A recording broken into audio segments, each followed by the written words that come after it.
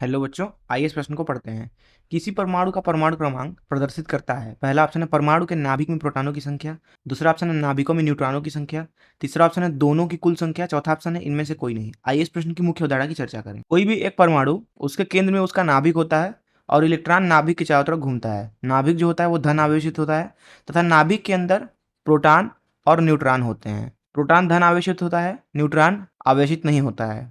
वहीं इलेक्ट्रॉन जो होता है वो ऋण आवेशित होता है। नाभिक के ऊपर कुल अगर आवेश देखें तो धन आवेश होता है, इसीलिए जो इलेक्ट्रॉन है उसके ऊपर वैद्युत बल लगता है और वो नाभिक की चारों तरफ घूमता है। अब अगर कोई परमाणु के बारे में हम बात करें तो उसे ए से दर्शाया जाता है। नीचे लिखा जाता है प्रोटॉनों की संख्या, जिसमें पी से दर्शा दिया। और ऊपर लिखा जाता है प्रोटॉनों की संख्या प्लस न्यूट्रॉनों की संख्या, जिसको मैं पी प्लस एन कर दिया।